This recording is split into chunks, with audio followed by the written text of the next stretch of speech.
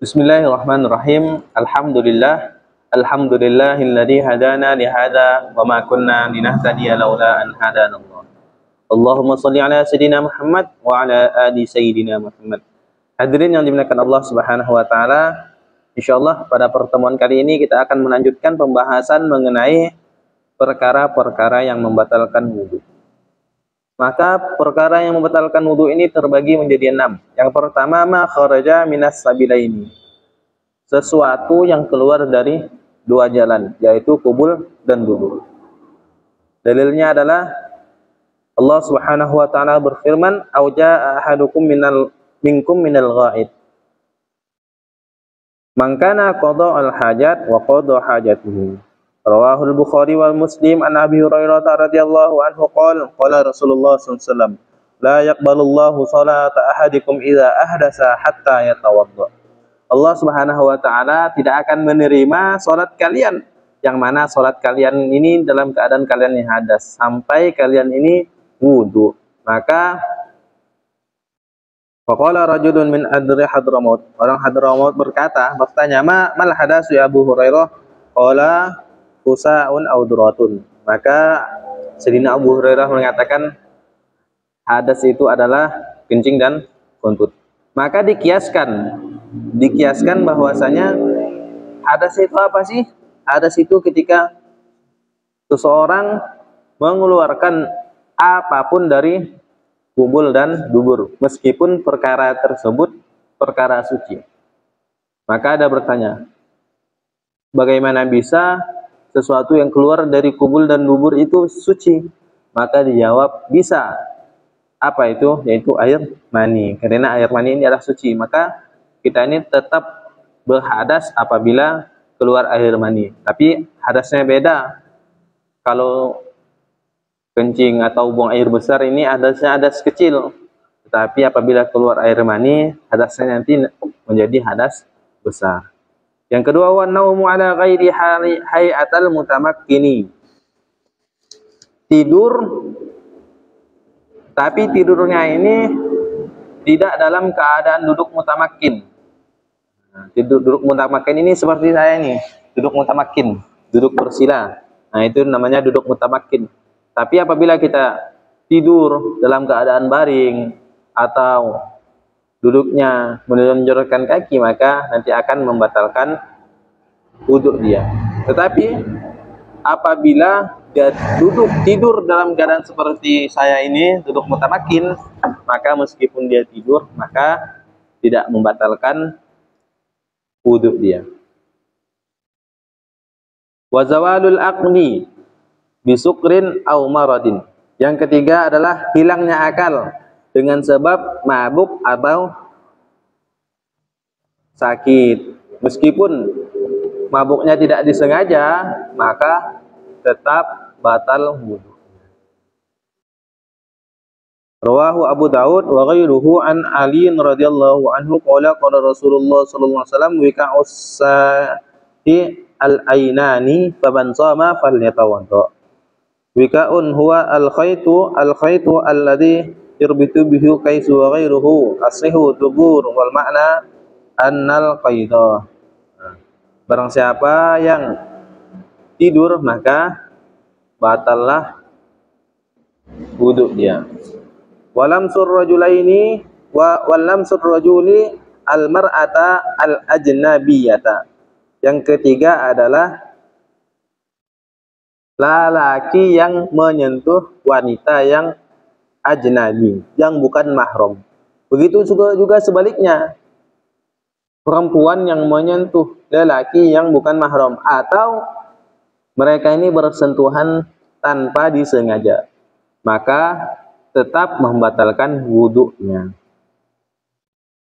Yang gimana? Min ghairi hailin, tanpa ada penghalang, asli bersentuhannya kulit sama kulit. Ini akan membatalkan wudu dia. Biqaulihi ta'ala fi ayatil wudu aula mastumun nisa, atau kalian ini menyentuh wanita. Tetapi apabila seseorang menyentuh rambut wanita, bagaimana? Maka tidak akan membatalkan wudu dia. Atau menyentuh kukunya, tidak membatalkan wudu, atau menyentuh giginya, maka tidak membatalkan wudu. Yang membatalkan wudunya adalah menyentuh kulitnya. Tetapi apabila perempuan tersebut adalah mahram kita, maka tidak akan membatalkan wudunya. Mahram gimana? Mahram adalah sebab pernasapan. Orang tua kita, adik kita, bibi kita, nenek kita, atau anak kita, ini adalah mahram pernasapan. Ini tidak membatalkan wudu, tapi dilarang atau diharamkan untuk dinikahi. Kemudian mahram asbab pernikahan. Mertua kita, sekiranya seseorang menikahi janda, maka anak tirinya maka akan menjadi mahram dia, maka itu pun tidak membatalkan wudu dia. Atau sebab persusuan, seseorang yang menyusu kepada orang lain sebanyak 5 kali persusuan, maka tidak akan membatalkan wudu dia dengan sebab menyentuh perempuan tersebut. Bahkan seluruh orang yang menjadi mahram, orang tua susu kita menjadi mahram kita juga. Ibunya menjadi mahram kita, anaknya menjadi mahram kita. Nah, itulah perempuan-perempuan yang haram dinikahi, alias mereka ini adalah mahram kita.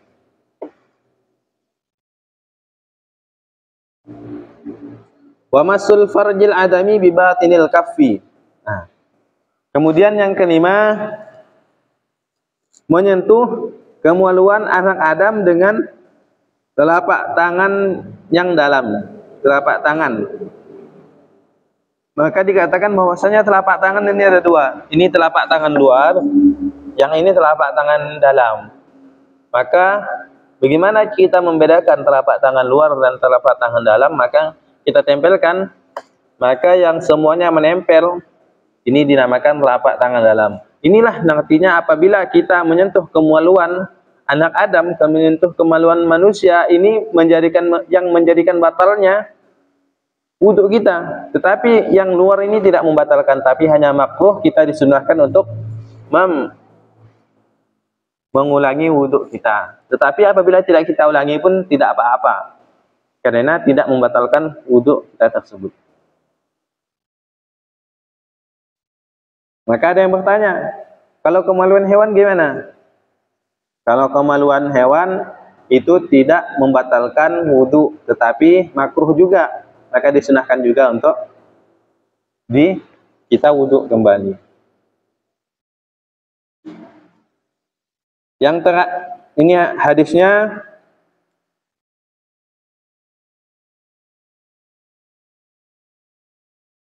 kemudian yang keenam, wa massu halqati duburihi alal jadid. Nah, yang keenam adalah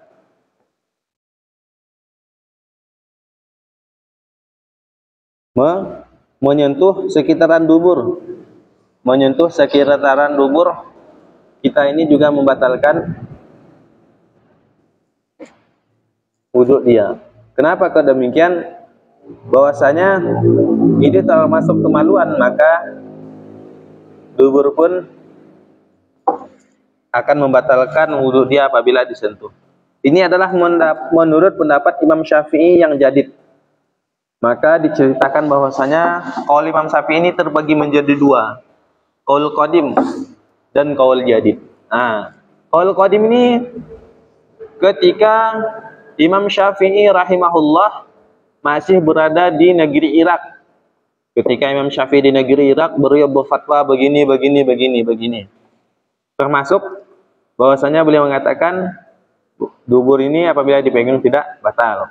Kemudian setelah beberapa tahun kemudian, beliau ini pindah ke Mesir. Ketika pindah di Mesir inilah beliau sabda fatwa beliau ini diganti menjadi qaul jadid. Yang kemarin ini qaul qadim, di Irak itu qaul qadim. Nah, ketika berada di Mesir digantilah menjadi qaul jadid, qaul yang baru setelah qaul beliau di negeri Irak. Maka beliau mengatakan bahwasanya sekitar dubur itu, maka itu akan membatalkan wudhu kita apabila dipegang. Maka hadirin yang dimuliakan Allah Subhanahu wa taala, itulah tadi 6 perkara yang membatalkan wudhu. Maka tadi sesuatu yang keluar dari 2 jalan, yaitu kubul dan dubur ini, semuanya akan menjadikan batalnya wudhu dia. Meskipun hanya setetes, maka akan batal wudhunya. Kemudian meskipun perkara tersebut suci, maka batal juga wudhunya. Kemudian meskipun benda tersebut berupa angin atau udara, maka batal juga wudhunya. Maka hadirin yang dimuliakan Allah Subhanahu wa taala, ini penting untuk kita pelajari apa saja sih yang membatalkan wudhu. Karena ini adalah salah satu dari perkara terpenting wudhu. Perkara terpenting wudhu adalah rukun-rukun wudhu, kemudian niat wudhu, kemudian perkara-perkara yang membatalkan wudhu. Apabila kita sempurnakan wudhu kita, insya Allah seluruh ibadah kita pun akan sempurna. Yang mana dalam ibadah tersebut dituntut untuk kita bersuci. Maka hadirin yang dimuliakan Allah Subhanahu wa taala, mungkin itu saja yang dapat saya sampaikan. Kurang lebihnya saya mohon maaf, dan insya Allah kita bertemu pada pertemuan selanjutnya insya Allah. Untuk sempurnanya majelis, kita tutup dengan doa kifaratul majelis. Subhanakallahumma wa bihamdika asyhadu an la ilaha illa anta astaghfiruka wa atubu ilaik. Assalamualaikum warahmatullahi wabarakatuh.